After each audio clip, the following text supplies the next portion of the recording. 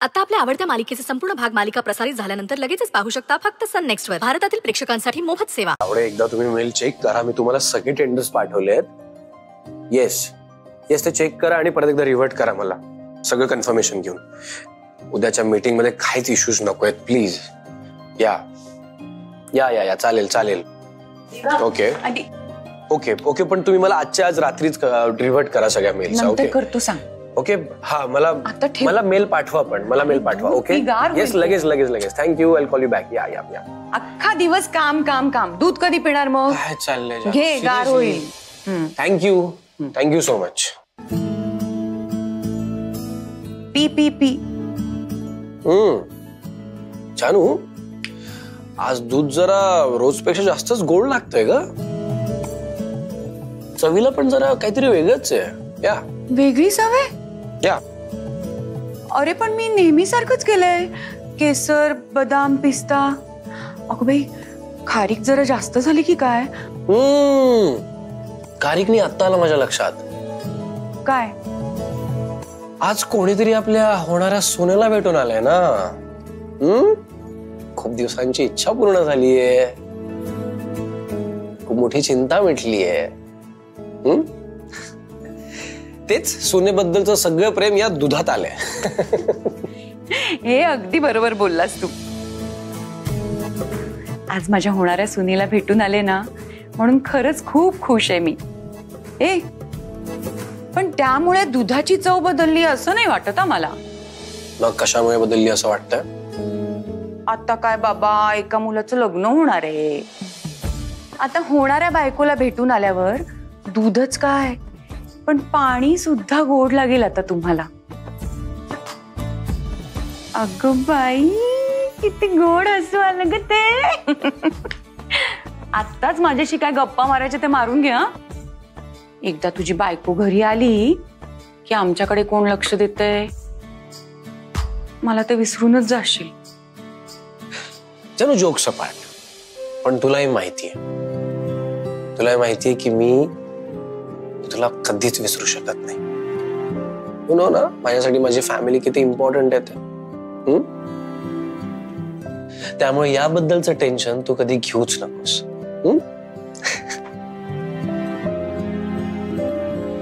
आता कसं सांगू तुला मला वेगळ्याच गोष्टीचं टेन्शन आलंय.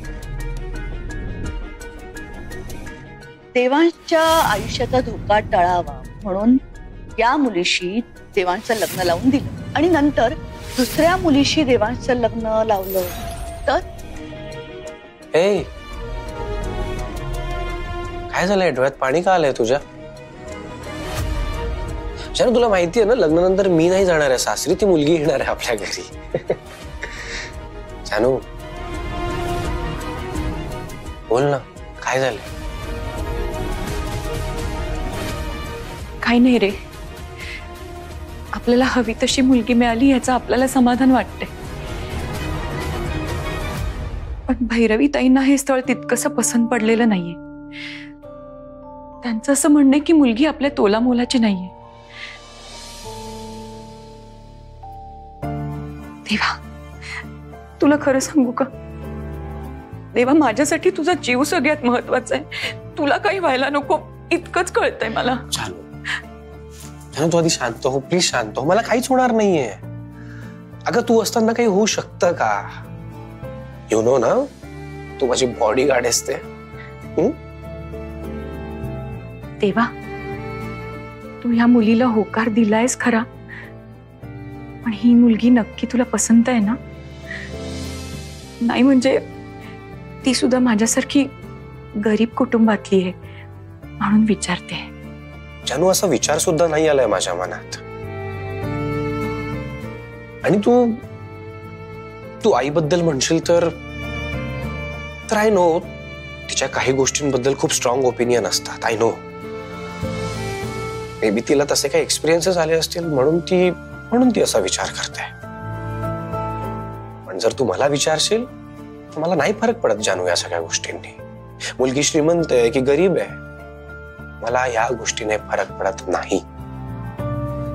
जानू का तूच तर शिकवलंस ना मला की माणसाने माणसाने पैशापेक्षा मनाची श्रीमंती बघायला हवी, राईट?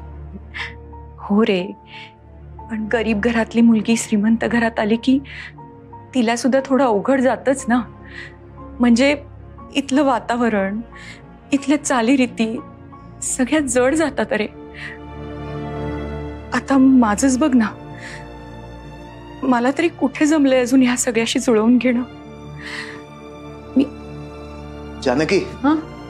तू इकडे आहेस? हो. तरी मी म्हटलंच मायलेकांच्या गप्पा रंगलेल्या असणार. बाबा, हा. तुम्हीच समजावं आता जानूला. काय? ती नको नको ते डोक्यात घेऊन बसली आहे तिच्या.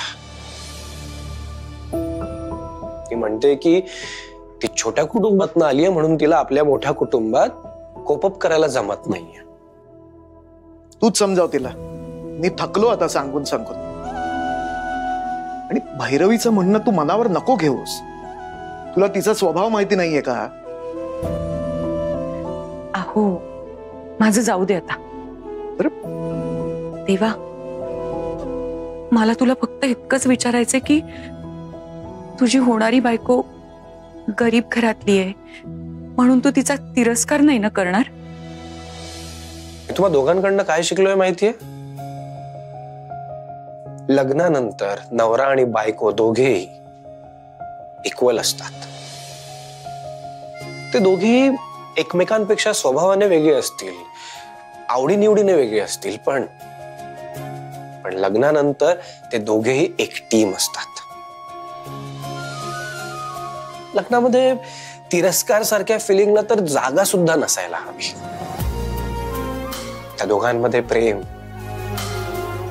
विश्वास आणि रिस्पेक्ट असायला हवा. आता तुमच्या दोघांकडनं या सगळ्या गोष्टी शिकल्यानंतर मी माझ्या बायकोचा तिरस्कार करणार आहे का जानू? देवा, तुझे विचार ऐकून खरंच खूप बरं वाटलं रे.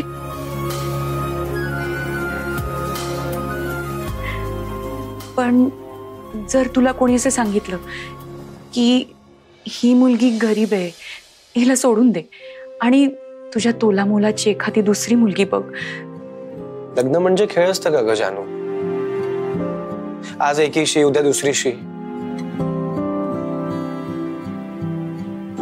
नाही ना. लग्न म्हणजे आयुष्यभराची कमिटमेंट असते. यू गाइज नो मी माझ्या कामातली कमिटमेंट कधी मोडत नाही. मग मी माझ्या बायकोशी केलेली कमिटमेंट कशी मोडेन जानू?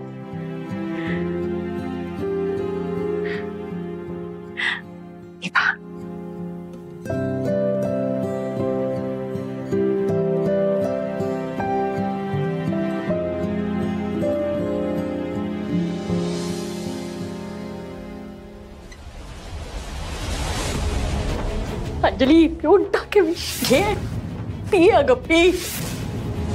तिला देवांशी सगळी प्रॉपर्टी, पैसा ते सगळं हवंय ना. तू जर देवांशला खरं काय ते सांगितलंस तर मी या सुरीने माझा हात कापून जीव देईन ना.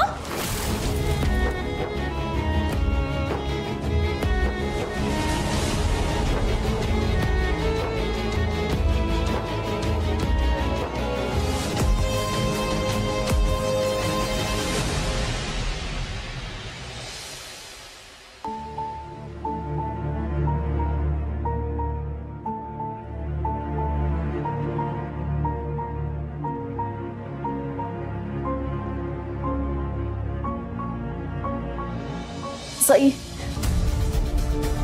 जमलं तर मला माफ कर बाळा. आई अगं, काय बोलतेस तू? हे बघ, माफी मागायची अजिबात गरज नाहीये, कारण तुझी यात काहीच चूक नाहीये. नाही कशी? मामी आणि अंजली इतकीच मी सुद्धा दोषी अगं.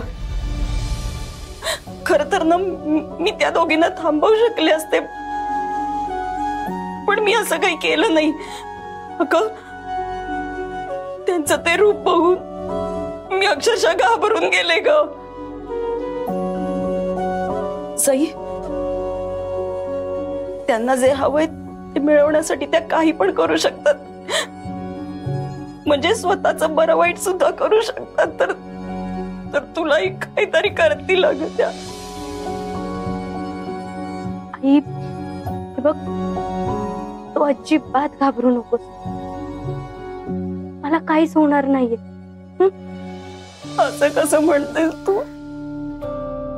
तू माझा श्वास आहेस, आणि तुला जर काही झालं ना, मी नाही जगू शकणार. आई अगं, हे बघ, माझ्या पाठीशी कुणाचे क्लेश नकोत, म्हणून मी तुला थांबवलं. मी तुला शपथ घातली, एक चांगलं श्रीमंत स्थळ चालून आलो होतो तुझ्यासाठी, पण माझ्यामुळे ते गेलं ग. सई, मला माफ कर ग.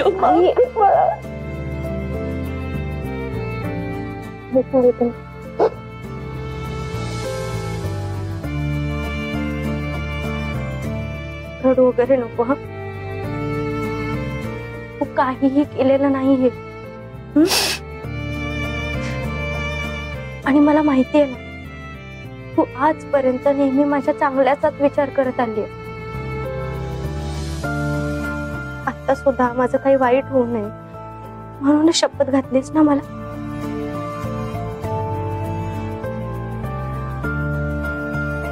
मला सगळं समजतंय ग. आणि माझं श्रीमंत मुलाशी लग्न होत नाहीये याचं दुःख नाहीये मला. आपण असा कधी विचार पण नाही करू शकत.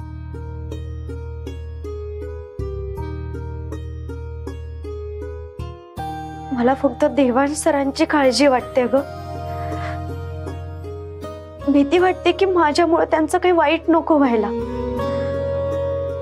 मामी आणि अंजली नेहमी आपल्या चांगुलपणाचा फायदा घेत आल्या तोपर्यंत ठीक होतं ग. पण तेच आता त्या देवांश सरांच्या बाबतीत सुद्धा करतायत.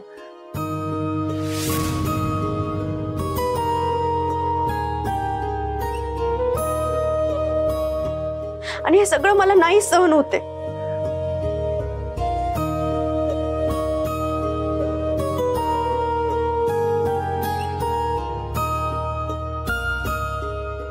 देवांश सर खूप चांगले आहेत ग. ते फक्त पैशांनी श्रीमंत नाहीयेत, मनाने सुद्धा खूप श्रीमंत आहेत.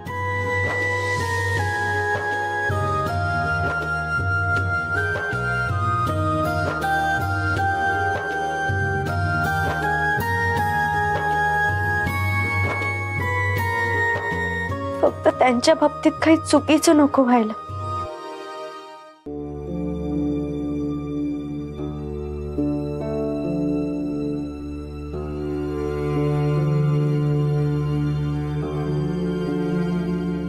सई, मला पण माफ कर. मामा, आता तू का माफी मागतोयस? अरे उलट तू तर सपोर्ट केलास ना मला. हे बघ, तुझी सुद्धा यात काहीच चूक नाहीये. अगं, पण मी माझ्या बायकोला आणि मुलीला नाही ना थांबवू शकलो, आणि त्यामुळेच हे सगळं घडलं. माझ्यामुळे तुझ्यावरती ही वेळ आली. नाही मामा, अरे उलट तू आमच्यासाठी काय काय केलंयस ना, हे सांगायला जर मी सुरुवात केली ना तर दिवस अपुरा पडेल. आमच्या डोक्यावर छप्पर फक्त तुझ्यामुळे. मी, वरुण, आई, आज आम्ही फक्त तुझ्यामुळे सुरक्षित आहोत. आणि आज सुद्धा माझं एका चांगल्या मुलासोबत लग्न व्हावं म्हणूनच प्रयत्न केलेस ना तू. हा, फक्त एवढंच की आपल्याला त्या दोघींचा डाव नाही ओळखता आला. आपण चांगले आहोत ना म्हणून त्यांचा खोटेपणा आपल्या लक्षात नाही आला. आणि मला खात्री, आपले हात जरी बांधलेले असले ना तरी देव देवांश सरांवर कधीच अन्याय नाही होऊन देणार. आता आपण फक्त देवाण सरांसाठी प्रार्थना करूया. आणि मला माहितीये एक ना एक दिवस अंजलीचा खोटेपणा नक्कीच सगळ्यांसमोर येईल.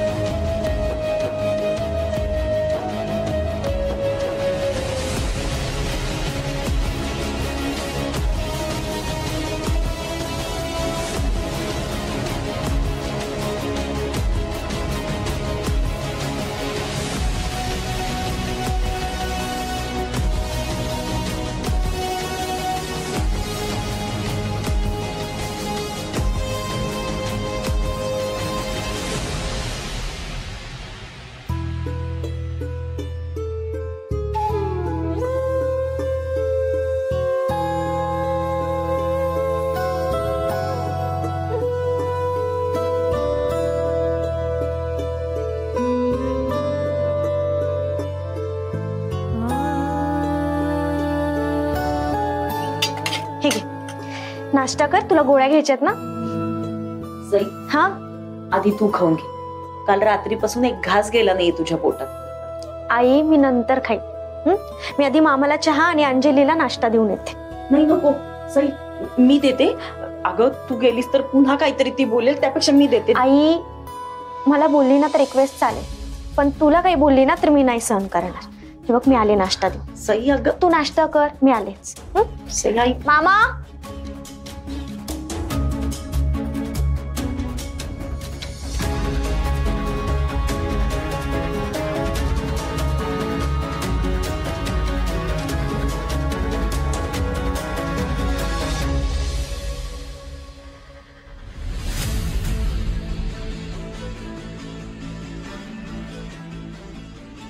Good morning Sai. ची मॉर्निंग ना जरा जास्तच गुड वाटते मला. काय ग अशी काय बघतीयस? तुझी झोप नाही झालीये का? डोळे बघ कसे झाले. सई सई थांब ना, गप्पा मार ना माझ्याशी.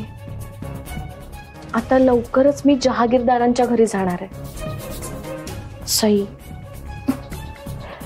सई तिथे गेल्यावर ना मी खूप मिस करणार आहे ग तुला.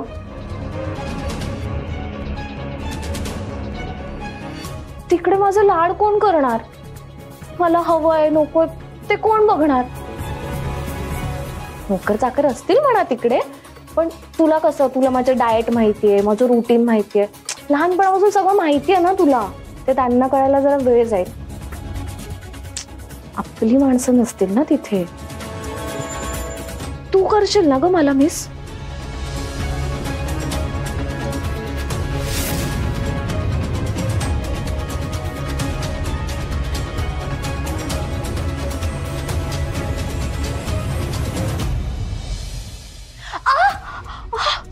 ऐक सही, अगं माझा हात दुखायला लागला अचानक खूप.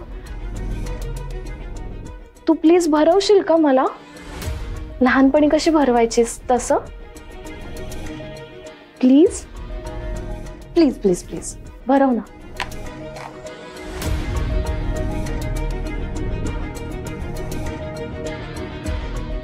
भरव ना.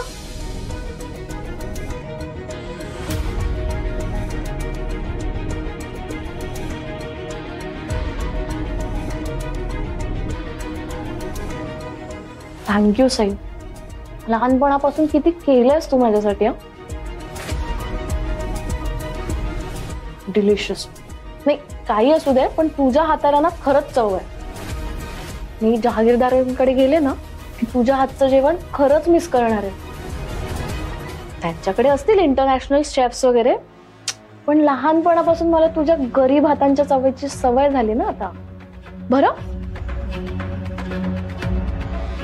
सई, एक काम करूया, तू माझ्या सासरी आहे डब्बा घेऊन माझ्यासाठी. म्हणजे मी बोलवेन तुला तेव्हाच ये, आणि डायरेक्ट अशी उठून नको येऊ.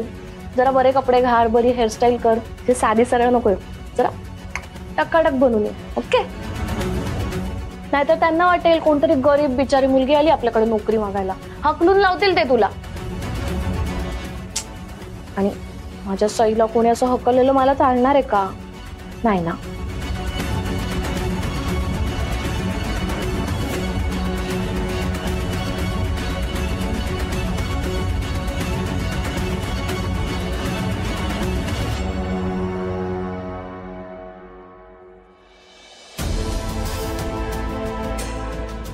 सई कुठे चालली?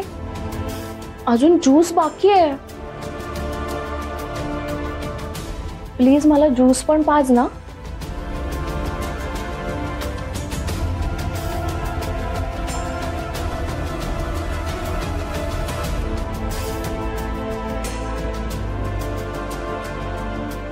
सई काय झालं?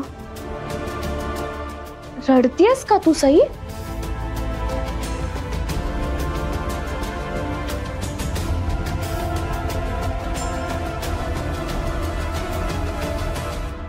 ओके, आता लवकरच मी आपल्या घरातून त्या घरी जाणार आहे ना, म्हणून वाईट वाटतंय ना तुला, सॅड फील होतंय, राईट?